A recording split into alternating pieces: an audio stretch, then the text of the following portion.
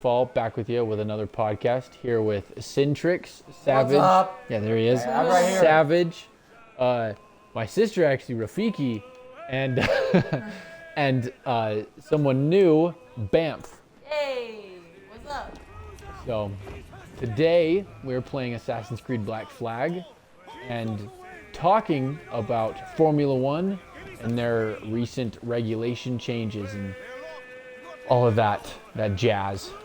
Well, So first, I think we should preface what Formula One is. So, what is Formula One yes. now, Paul? That's why I have our resident expert, Bamf, Oh, who is an avid watcher of Formula One, more than I have seen it. So, Yes. what is Formula One? okay. So Formula One is, if to compare it to something that maybe more people would recognize, it's like IndyCar, but it's the European version. I don't know. A lot of people call it like the most elite form of motor racing. Sorry, NASCAR. Oops. not But that it elite. originated in Britain in the 50s, and I don't know, I feel like it was a lot more popular in Europe and has been since then, but because of a new Netflix series called Drive to Survive, which is a docu-series that follows the Formula One teams throughout the entire season, a lot more Americans have been exposed to Formula One, myself included. That's how I got into it. That was my quarantine show, and now I'm an avid watcher, and I watch There you go. pretty much any race. But yeah, so it's motor racing. Sick. Now more Americans would be Still into it looking because, sleek like, and mean. isn't Red Did you Bull's steal that team costume pretty from a recent? dandy addition? in Havana? No. Like, has there really what been an recent- American team? Well, Haas is technically American. Okay. All right, but isn't they're having races in America now, like Las Vegas? Yes, exactly. So they've been racing in Austin, What's this I I hear think, for about a a planned while. raid on a plantation? Good old Texas. But they just added Miami this year. Ooh, They're racing in Miami this weekend, actually. Every day schooners Sweet. And then they added Nevada. They're going to race on the Strip in Nevada starting The Strip. next year, which is so exciting. that is crazy. I think it would We be should really cool all to go Oh together. my gosh. I'm gonna go. Except I think So it's if you'd probably like to so rob his expensive. plantation, I'll point We'll out. be loaded by then. Absolutely, We'll be completely loaded. loaded. By next Completely. year? Yeah, Totally. You're just gonna graduate. And then I'll be rich? yeah, that's how it what- works, That's how it right? works. You go to college and then Oh. you make money after you graduate. That's why you go to college. Yeah, Right. but Because I'm guaranteed a lot. yeah, no, sorry. Got it. The sort Okay. I like to see. So College is a scam. Back to the original topic. on to the topic. Let's get back to Cintrix. that. Back to that. So there's been recent regulation changes in F1 that have been very interesting and had adverse side Are effects. they controversial? Controversial. Explain some of the recent changes, will you? Please. Yeah, so I'll try to explain the best I can because I'm not very technically versed in what has happened, but basically these technical regulations were actually supposed to go into effect in 2020, but as we all know, that did not happen because the world shut down and they didn't race for the first half of 2020. So they pushed the regulations back to 2022. But basically, the cars have an entirely different set of regulations, an entirely different look. Among that, like the rims of the tires are a lot bigger. The floor of the car is a lot lower to the ground. That's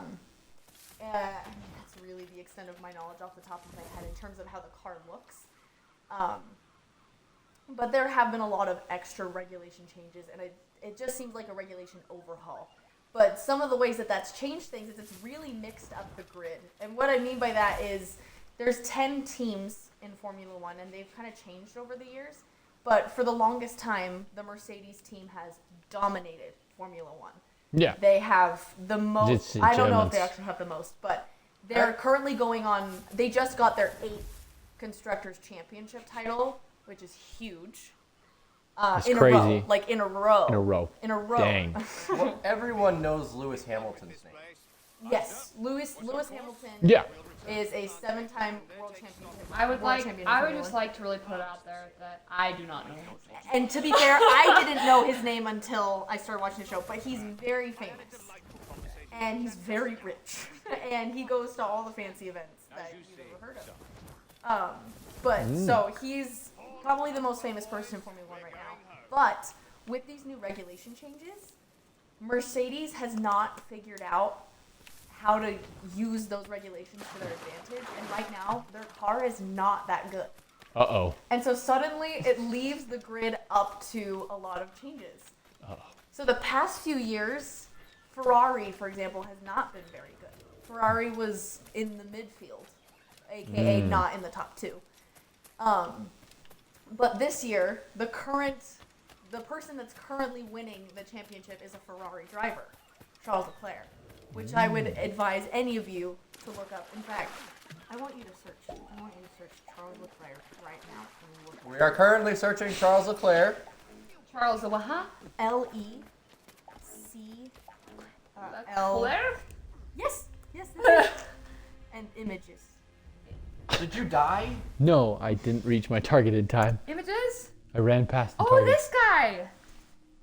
He's hot. He looks like Orlando Bloom. He is He pretty, does. He's a baby Orlando. He is pretty. Well, I mean, I am engaged, so can I say he's attractive? No, you cannot. No, you cannot. I am married and I am saying he is so attractive. He's from Monaco. How dare you, He's a Bam? Monegasque. Anyway, sorry. Point is, he's currently in the lead, whereas Ferrari was not very good last year. A team called Haas, which is an American team, has been garbage ever since they came into Formula One. They haven't had great sponsors. They've had a really rough time. In fact, their main sponsor was a huge Russian fertilizer.